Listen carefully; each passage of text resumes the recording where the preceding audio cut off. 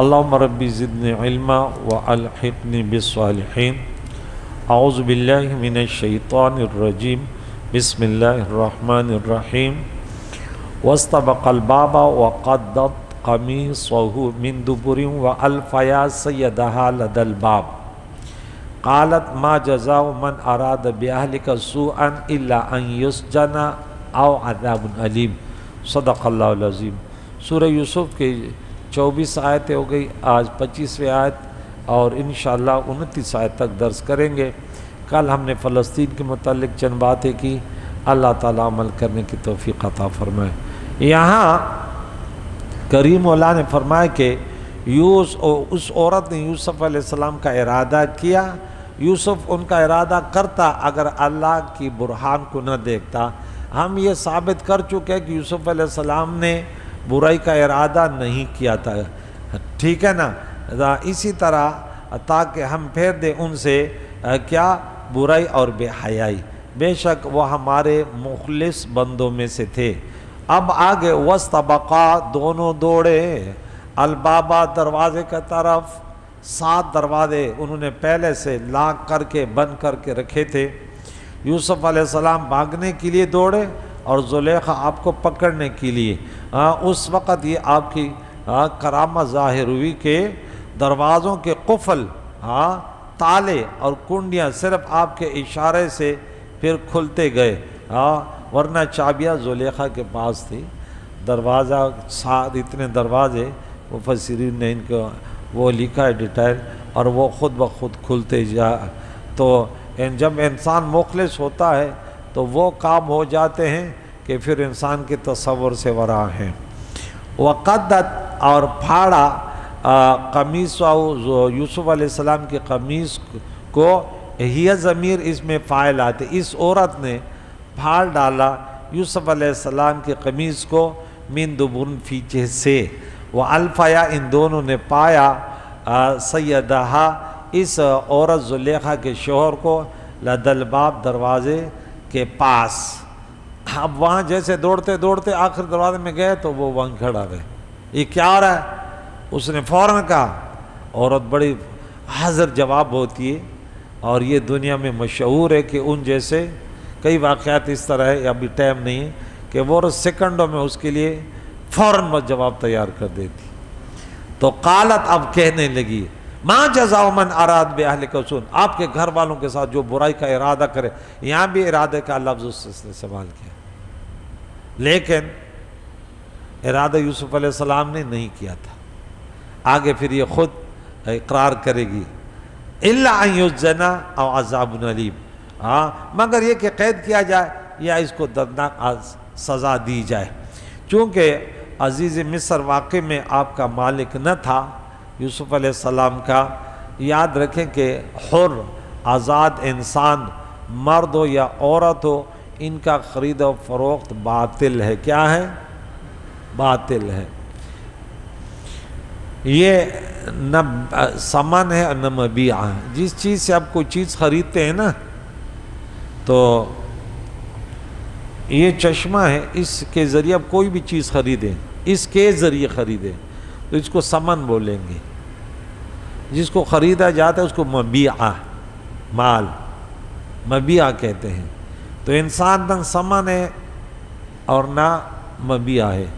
بعض لوگ اس میں ہیلے کر کے آزاد انسان کو اس طرح فروخت کرتے ہیں، آپ لوگوں سے یہ بات مخفی نہیں ہے، کہ وہ کہتے ہیں ہم آپ کو بیٹی دے کے آپ ہمیں بیٹی دے دیں۔ تو یہ چیز جو ہے، یعنی بیٹی کو انہوں نے مبیع، ثمن بنایا، پیسہ، کیونکہ اس کے ذریعے وہ دوسرے کی بیٹی حاصل کرتا ہے۔ بوڑھا شخص ہوتا ہے، وہ کہتا ہے 2 بیٹیاں اس کی، 3 بیٹیاں، کسی کو کہتا ہے آپ مجھے اپنی بیٹی دے دیں، میں آپ کو 2 دے دیتا ہوں۔ یہ انتہائی خطرناک بات ہے، اور میں اس بات پہ سوچتا ہوں کہ اس پر کڑک نظر علماء کو کرنی چاہیے۔ آج بھی بہت سارے عوام تو چھوڑے، مولوی بھی کہتے چلو ہم جو ہے نا یہ کرتے ہیں، عدلی بدلی کرتے ہیں۔ کافی لوگوں کو میں نے سمجھایا، بولا نہیں ایسے جائز ہے، امام حنیفہ نے کہا جائز۔ میں نے بولا اس صورت میں جائز ہے کہ آپ ان کو اپنی بیٹی دے رہے، اس کا الگ مہر ہے، اس لڑکی کے بدلے میں نہیں ہے، وہ آپ کو بیٹی دے رہا ہے، لیکن آپ کی بیٹی سے کوئی تعلق نہیں ہے کہ کل اس کو طلاق ہوگی تو اس کو بھی ہوگی، اس کی پٹائی ہوگی تو اس کی بھی ہوگی۔ میں نے بولا میں خارج میں اس کے ہزاروں سینکڑوں واقعات تو میں بتاتا ہوں کہ غلط طریقہ ہے، آپ غلط کر رہے ہیں، لیکن بہرحال حساب کتاب ہر ایک کو دیکھنا پڑے گا۔ ہم نے کھلم اپنے فیملی میں اور سوشل میڈیا پر کہ یہ بالکل 100% غلط ہے۔ وہ جو امام ابو حنیفہ نے اچھے بات بتائی کہ فی نفس ہی تو ایسے جائز ہے، ٹھیک ہے، کہ وہ ایک دوسرے کا بدلہ، جیسے مثال میں دے دوں کہ الف کا بھی بیٹا ہے اور جیم کا بھی بیٹا ہے، الف کی بھی بیٹی ہے اور جیم کی بھی بیٹی ہے۔ الف کہتا ہے کہ جیم انکل میں آپ کو آپ کے بیٹے کو بیٹی دیتا ہوں، اس کا یہ مہر ہوگا، لیکن آپ کی بیٹی میں اپنے بیٹے کے لیے کر رہا ہوں، لیکن وہ اس کے بدلے میں نہیں آئے گی، عدلی بدلی نہیں ہوگی، ٹھیک ہے نا، وٹا سٹا نہیں ہوگا۔ تو ایک دوسرے کے بدلے میں نہ ہو، اللہ نہ کرے الف کا بیٹا کل جیم کی بیٹی کو طلاق دے دے یا اس پر سختی کرے، لیکن الف کی بیٹی جو وہاں ہے اس پر اس وجہ سے کوئی اثر نہ ہو تو جائز ہے، لیکن ایسے کوئی نہیں کرتا، ہزاروں نہیں لاکھوں میں بھی کوئی نہیں کرتا۔ ہمارے خود فیملی میں ایسے ہوا ہے کہ جیسے ایک نے کو اپنی بیوی پسند نہیں طلاق دے، دوسرا کہتا اے ہماری والے کو بھی چھوڑ۔ یہاں ابھی کا واقعہ ہے، میں جانتا ہوں، انہوں نے بیٹی دے دی، ہمارے قوم میں اس میں یہ باتیں بہت زیادہ ہیں۔ اب وہ کہتے ہیں ہاں کچھ جو ہے نا وہ بیچتے ہیں، وہ بیچنے میں بھی ہیلا کرتے ہیں، یہ تمام ہیلے اللہ تعالیٰ سب کچھ جانتا ہے، ٹھیک ہے نا۔ میرا رات کا موضوع تک میں فلسطین کی مدد کرو، لیکن کس انداز سے کہ آپ گناہوں سے توبہ کرو، بس آپ سچے مسلمان بن جاؤ یا عذاب اٹھ جائے گا۔ لیکن جب تک یہ فسادات ہوں گے تو یہ جگہ جگہ جو آپ شریعت کے ساتھ جو کر رہے ہیں تو یہ فسادات سورہ روم کے آیت نمبر 41 میں نے بتائی کہ یہ فسادات جو ہے نا ظاہر ہوں گے، مسلمان مظلوم بنیں گے، اس پر غیر جو ہے نا وہ فل پاور آئیں گے اور ہم کمزور ہوں گے جب تک ہم دین کے پٹلی سے اترے ہوئے ہیں۔ تو یہ چیزیں انہوں نے بعض نے کیا کیا کہ یہ پیسے لیتے ہیں۔ میں نے پوچھا کیوں؟ بولے اصل مسئلہ ہے نا کہ ہم لیکن اس میں ہیلا کرتے، غلط ہیلا، جو ناجائز ہیلا۔ ایک ہیلا جائز ہے اس کو ہم بھی مانتے ہیں، ایک ناجائز ہے۔ یہاں ابھی کچھ لوگ ہیں کہ وہ سرے سے ہیلا مانتے ہی نہیں، وہ بھی بدعتی گروپ ہے۔ ایک ہے کہ مانتا ہے لیکن ان سے غلط مانے لیتے، یہ بھی بدعتی لوگ ہیں، دونوں غلط ہیں۔ صحیح جو اللہ نے بتایا، رسول اللہ صلی اللہ علیہ وسلم نے ہمیں سمجھا، وہ صحیح ہیلا اگر ہو تو جائز ہے، سمجھ آئی؟ لیکن غلط ہو، کسی کا حق ماننا ہو، یہ کہ اب کیوں کہتے ہیں اگر ہم اپنی بیٹی فری دے دیں تو کل ہمیں بھی تو فری نہیں دیں گے، ہمارے بھی تو 4 بیٹے ہیں۔ ہیلا کیا کرتے ہیں کہ ہم نے آپ سے 20 لاکھ روپے مہر لینا ہے، مہر کے معنی وہ 20,000 لاکھ لے لیتے ہیں، اور جب بچی آتی بولے یہ آپ کا مہر ہے، اس کو وہ پھر اٹھا کے ابو جی میں نے اپنا مہر تمہیں دے دیا۔ لیکن اگر وہ نہ دے تو یہ زبردستی لیتے ہیں، تو بھئی یہ پھر کہاں سے آیا؟ بیٹی اپنے دوسری پراپرٹی تو نہیں دے رہی، صرف مہر دے رہی، کیونکہ پہلے سے طے ہو چکا ہوتا ہے۔ بہت ساری چیزیں بعد میں غلط ہوئی ہیں، لیکن علماء ان بدعتوں کو صحیح کرتے ہیں۔ ہمارے ولی میں غلط ہوئے ہیں، ہماری یہ چیزیں غلط ہوئی ہیں، لیکن علماء اس پر نہیں بولتے، کیونکہ ہم آپس میں انگتے منگتے لڑے ہوئے ہیں، ایک دوسرے کو تو ہرائیں، ایک صحیح کو بھی غلط کر رہا ہے، دوسرا غلط کو بھی صحیح کرے، بس لگے ہوئے صحیح غلط غلط صحیح لگے ہوئے ہیں۔ اب اس کو کون سمجھا ہے؟ یہ قیامت کے دن پتہ چلے گا کہ تم کتنے پانی میں ہو، یہ پتہ تو اس وقت چلے گا۔ بہت ساری بہت بڑی غلطیاں ہیں، صاف قرآن کے آیت سے مخالفت اور انکار ہے، لیکن ہیلا کر کے جواب دیں گے، اور اس کو وہ دین سمجھتے ہیں، اس کو وہ غیرت سمجھتے ہیں۔ برباد ہو گئی یہ امت، اللہ اکبر کبیرہ۔ بہت کم اس سے بچتے ہیں۔ شیطان نے اسی لیے قسم کھائی نا کہ اے اللہ تیری ذات کی قسم، یہ آپ کو ابھی بھی یاد ہوگا سورہ نساء میں، یہ دیکھیں کہ شیطان نے کس انداز سے قسم کھائی کہ اللہ میں ان کی جڑیں اکھیڑ کے نہ رکھ دوں گا، اور قسمیں کھاتا ہے ساتھ، ایسے بھی نہیں۔ میں آپ کو آیت بتا دوں، یہ سورہ نساء ہے 118 یہ والی۔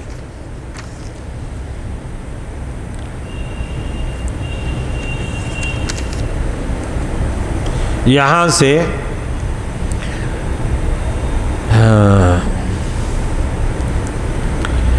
یدعون من دون الا اناثا، یہ اللہ کے سوا نہیں پوجتے مگر عورتوں کو، یعنی لات منات عزات، وَإِن يَدْعُونَ إِلَّا الشَّيْطَانَ مَرِيدًا، اور یہ نہیں پوجتے مگر شیطان سرکش کو، لعنہ اللہ، جس پر اللہ کی لعنت ہے۔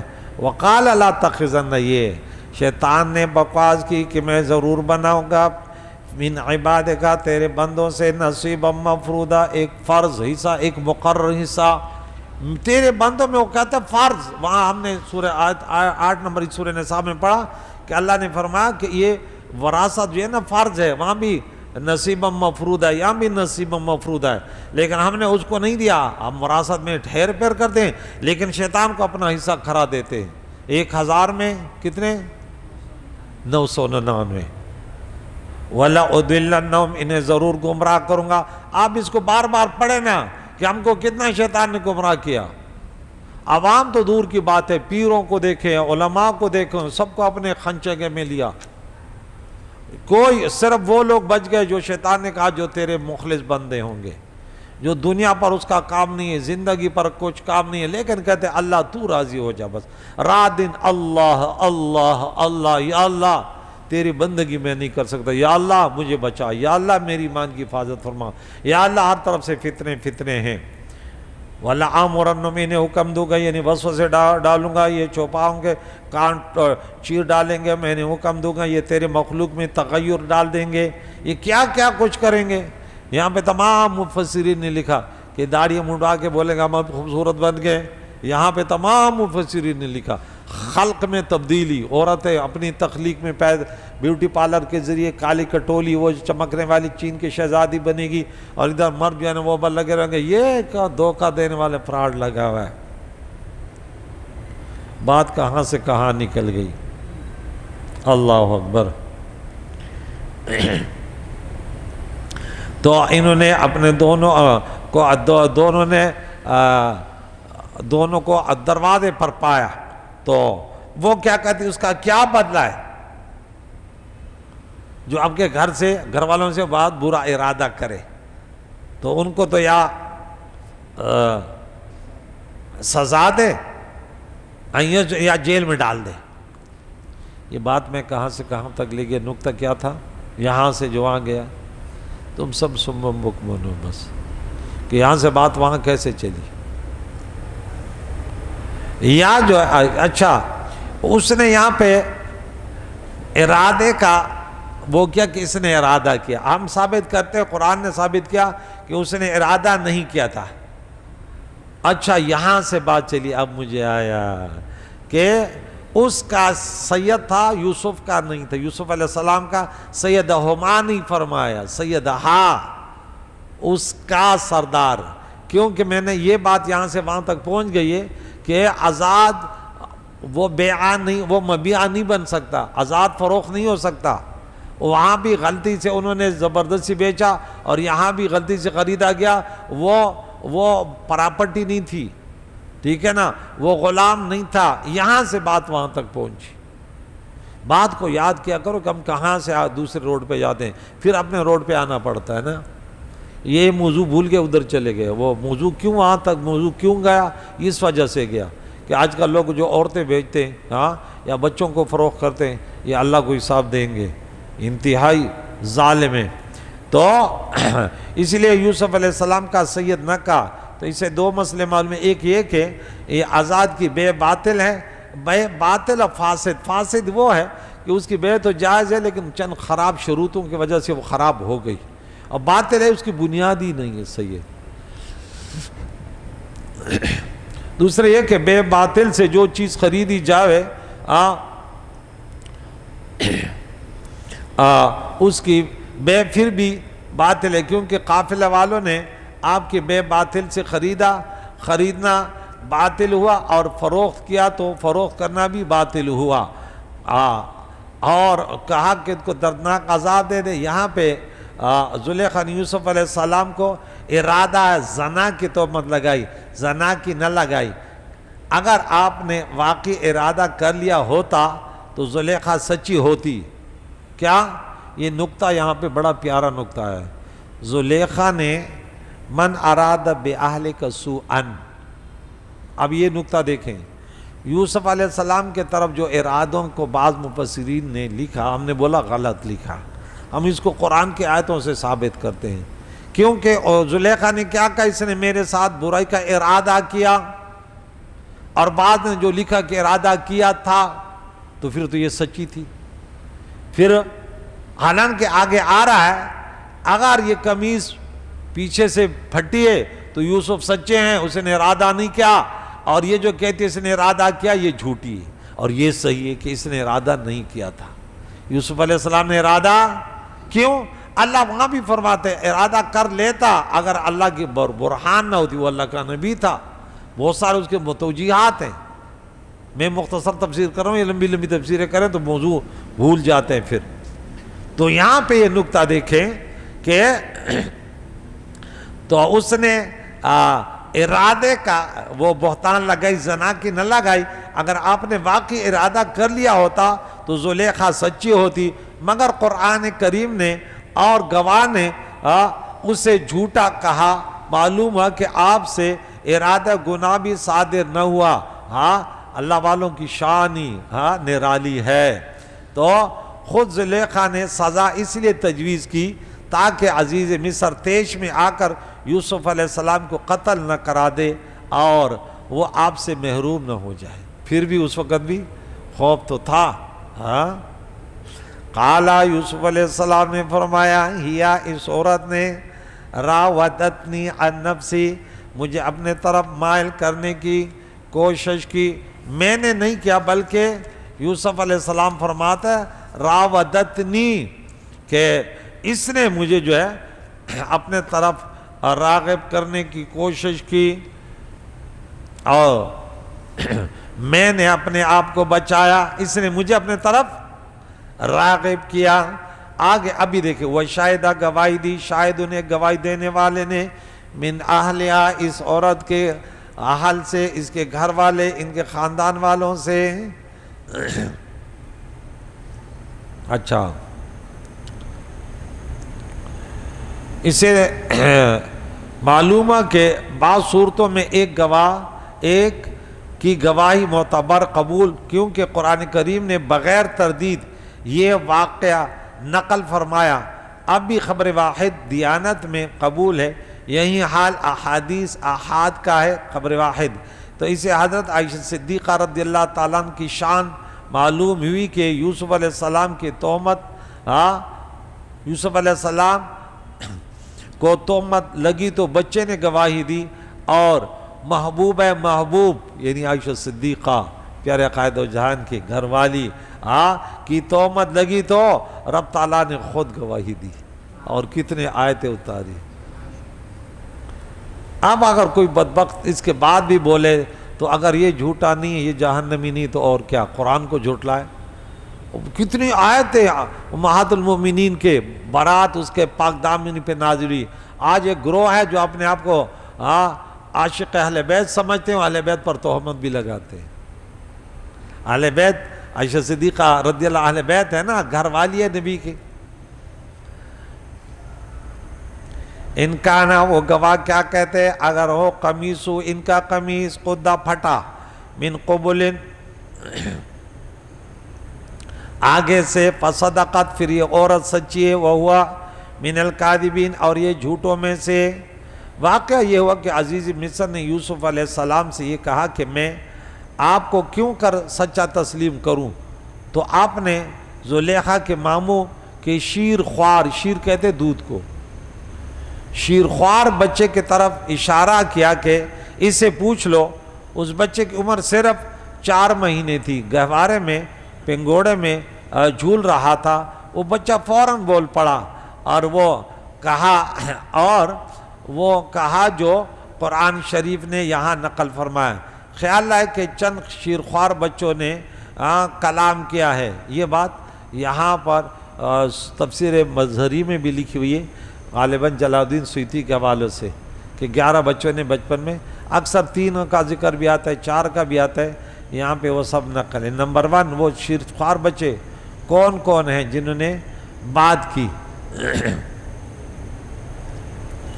یوسف علیہ السلام کا یہ گواہ، اس نے بات کی، چھوٹا بچہ تھا، اس نے بولے یہ طریقہ دیکھ لو کون سچا اور کون جھوٹا ہے۔ نمبر 2 پیارے آقا دو جان کہ آپ نے پیدا ہوتی حمد الہی کی امتی امتی۔ نمبر 3 عیسیٰ علیہ السلام نے ماں کے گود میں جب یہودیوں نے تہمت لگائی اس نے کہا انی عبداللہ اتانی الکتاب، ماں کے گود میں اس نے بولا میرا روزہ میں بات نہیں کرتی، بولے اس سے بات کرو۔ انہوں نے کہا کیف نکلم من کان فی المہد صبیا، ماں کے گود میں چھوٹا بچہ کیسے بات کرے گا فوراً۔ ہاں اللہ والوں کی طاقت یہ ہے کہ وہ پتھر کو بھی اشارہ کر دے تو بول پڑتے ہیں، ایسا ہے یا نہیں ہے؟ ہاں وہ درخت کو بھی اشارہ کرتے تو سجدہ کر ریز ہوتے ہوئے قدموں پہ گر پڑتے ہیں۔ خود ہی کو کر بلند اتنا کہ ہر تقدیر سے پہلے اللہ بندے سے پوچھے بتا تیری رضا کیا ہے، تو چاہے تو پتھر بھی بول پڑے۔ ہاں آگے چلتے ہیں۔ نمبر 4 بی بی مریم، نمبر 5 یحییٰ علیہ السلام، نمبر 6 ابراہیم علیہ السلام، نمبر 7 اس عورت کا بچہ جس پر زنا کی تہمت لگائی گئی تھی اور وہ بیگانہ تھی اور وہ بے گناہ تھی، ان پر لوگوں نے تہمت لگائی۔ نمبر 8 خندق والی مصیبت زدہ عورت کا بچہ یعنی صاحب اخدود کہ جب اس کو آگ میں ڈالا وہ عورت ڈر گئی، بچے نے آگ سے آواز دی، آج ہمیں کچھ بھی نہیں ہے، وہ چھوٹا بچہ سورہ معارج میں معارج میں والسماء والطارق وما ادراک، سورہ بروج، معارج تو 70 نمبر سورت ہے، وہ بروج مبارک یمامہ جس نے پیدا ہوتی حضور کے حکم سے گواہی دی۔ نمبر 11 جریج راہب کا گواہ بچہ۔ اس آیت سے معلوم ہے کہ علامات اور نشانوں سے مقدمے کے فیصلے سے نشانات سے مدد لی جاتی، کیونکہ بچے نے کہا کہ اگر یوسف علیہ السلام کا ارادہ ہوتا تو زلیخا آپ کے پیچھے نہ بھاگتی اور نہ آپ کو پکڑتی اور نہ کرتا پیچھے سے پھٹتا۔ تو پولیس والوں کو اس میں بڑا تجربہ ہوتا ہے نا، بڑے وہ چونکہ ہر انسان میں قرآن رات دن پڑھاتا تو مجھے تجربہ ہو جاتا ہے نا کہ آیت میں یہ کیا ہے فلاں کیا ہے۔ تو اگلے دن پشاور میں نا ایک لڑکے نے ایک دوسرے کو، لڑکے کی شادی تھی اور یہ اس لڑکی کو پسند کرتا، اس نے ایسے انداز سے مارا، اس نے بولا کہ پتہ ہی نہیں ہے یہ تو میں نے ایسے کام کیا۔ لیکن وہ پولیس والے بھی بڑے تیز تھے، جس لڑکی سے شادی ہو رہی تھی نا اس نے پھٹ ان سے موبائل چیک کیا، ہاں ارے کیا فون کر رہی ہے کیا کر رہی ہے، پورے وہ مل گئے نا کہ یہ لڑکا محبت کرتا اسے، پکڑا گیا، بولا وہ آ گیا، ہاں بولا میں یونیورسٹی میں پڑھتا، اب پورے حال تو وہاں تک ان کا ذہن جاتا ہے کہ چور، اور ان کو پتہ ہی نہیں ہوتا، اب وہ اپنی نشانی چھوڑ جاتا ہے، وہ تو سمجھتا ہے میں نے یوں کیا، وہ بڑے ہوشیار ہوتے ہیں، وہ جب دیکھتے ہیں نا بولے یہ مسئلہ یہ ایسے ہے، بڑے دور سے، ہاں وہ کیونکہ وہ اس فن میں، اب وہ بس میں ایسے آتے ہیں یوں دیکھ لیتے ہیں، اوہ ادھر بھائی یہ کیسے ان کو پکڑا یار، راستے میں کھڑے ہوتے ہیں نا تو اب ہم تو دیکھ رہے، ہم تو قریب سے گزرتے ہیں کیا ہو رہا ہے، لیکن وہ جو وہ ہوتے ہیں یا تو گاڑی روکے واپس چور کے داڑھی میں تن کا، اور یا تیز ہو کر ادھر سے بھاگتے، وہ کہتے یہ جا رہا ہے۔ تو وہ علامات سے، علامتیں ہوتی ہیں، نشانیاں ہوتی ہیں۔ آگے وہ انکانا اگر ہو ان کا قمیص قدہ پھٹا من دبرن پیچھے سے فکذبا تو یہ عورت جھوٹی ہے، وہو من الصادقین، اور یہ جب دیکھا تو پیچھے سے پھٹا ہوا، تو فوراً فلما رأى قمیصہ، جب ان کے شوہر نے دیکھا اس کا قمیص قدہ پھٹا ہوا ہے من دبرن پیچھے سے، قال انہ من کیدکن، بولا کہ تمہاری سازشوں سے، تمہارے مکر و فریب ہیں، ان کیدکن عظیم، اور بے شک تمہارا مکر و فریب عورتوں کا۔ یہاں بہت ساری بات ایسی کی جو میں نہیں کرتا، کیونکہ اگر ہم عورتوں کے خلاف اس طرح بولیں کہ عورتوں کا مکر بڑا ہے تو کتنی مائیں بہنیں جو نیک ہیں انہیں بھی دکھ ہوگا۔ ہم کہتے ہیں نہیں کہ عورتوں میں ہوتا ہے، اچھا مکر کی وجہ جو ہے نا وہ ان کی کمزوری ہے، کمزور وہ نا ہیلے تلاش کرتا ہے، کبھی کہتے جنات ہے، کبھی یہ طاقتور انسان کوئی ہیلے نہیں کرتا، مرد تھوڑا طاقتور ہے اور یہ چونکہ کمزور ہے تو کبھی کہتے میرے اوپر جنات ہیں، کبھی کہتے یہ ہے، وہ کمزور ہے۔ پھر بعض خاندانوں میں انتہائی وہ جو ہے نا عورت کمزور ہے، وہاں اس کے لیے کوئی چارہ ہی نہیں ہوتا، تو ہم کہتے ہیں کہ قرآن دونوں کو ذکر کرتا ہے. سورہ آل عمران میں 195 میں، پھر سورہ نساء میں 124، سورہ مومن میں 40 نمبر پہ، اور سورہ نحل میں 97 نمبر پہ آپ دیکھیں تو وہاں پہ اللہ کہہ رہے ہیں مرد یا عورت اعمال صالحہ کریں جنتی ہیں. ٹھیک ہے، وہاں پہ انہوں نے کہا کہ آپ کا یہ مکر، یہ فریب، کیونکہ وہ کمزور تھی. مرد ہوتا تو سچ بولتا، بھائی میں اس سے محبت کرتا ہوں. کوئی کیا کرتا؟ کچھ نہیں کرتا. لیکن عورت اس انداز سے کہے، مرد بیوی ہوتے ہوئے وہ کہہ دے مجھے فلاں عورت پسند ہے، مجھے فلاں لڑکی، کون اس کا کیا کھاڑے گے؟ ماریں گے. اور کیا ان کے بھائی، ان کے والدین ماریں گے؟ بھی پسند ہے، ہم جا کے جرگہ لے کے جائیں گے، تمہیں کریں گے. لیکن شوہر والی اس طرح کہہ دے تو اس کی گردن بس سر سے، تن سے جدا. تو اس لیے وہ لازم بات ہے، کچھ ہیلے بہانے، کمزور ہے نا. مرد اپنی محبت کا اظہار کر لے گا، عورت نہیں کرے گی، تو پھر وہ یہی طریقہ اختیار کرے گی. تو ہم یہ کہتے ہیں مرد یا عورت وہ دونوں اللہ کو راضی کر سکتے ہیں اپنے اپنے فرائض پورے کرتے ہوئے. بہرحال یہاں شوہر نے کہا کہ بے شک عورتوں کا مکر بڑا زیادہ ہوتا ہے. ٹھیک ہے نا. تو یہاں پہ مفسر نے جو لکھا وہ میں نہیں پڑھتا. یوسف آخری آیت. یوسف اب اس نے جب سب کچھ دیکھ لیا نا، یوسف کا کردار بھی تو اس نے پہلے بولا یوسف، یہ اصل میں تھا یا یوسف، اے یوسف آرد عن ہذہ، اس بات کو چھوڑ دو، بیان نہ کرنا، کسی کو نہ کہنا، بدنامی ہو جائے گی. عزیز مصر ہوں، واستغفری لذنبک، اور اس کو کہا کہ تو اپنے گناہوں کی مغفرت طلب کر. اگر کوئی کہتا ہے کہ نہیں یہ اس کا ماموں کا لڑکا یا کوئی تھا جو دروازے میں کھڑا تھا اس وقت آ گیا تھا، اس نے اس کو کہا کہ تو اپنے گناہوں سے معافی مانگ اور اپنے شوہر کے حضور توبہ کر. یہ مختلف روایتیں بہرحال. اور انکی کنت من الخاطئین، بے شک تو ہی خطا کاروں میں سے. یہ بہت زیادہ اس پہ تفسیر ہے، آگے تفسیر نہیں کرتے کیونکہ آپ لوگوں کا ٹائم پورا ہو گیا.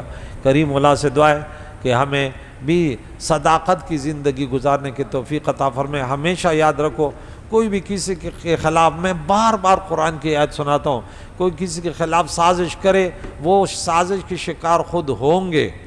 انہوں نے سازش کی، اس کے شکار ہو گئے. اور اللہ نے قرآن میں یہ باقاعدہ قانون بیان کیا کہ تم راہ راست پر رہو، تمہارے خلاف جتنے سازش ہوتی وہ ناکام رہیں گی.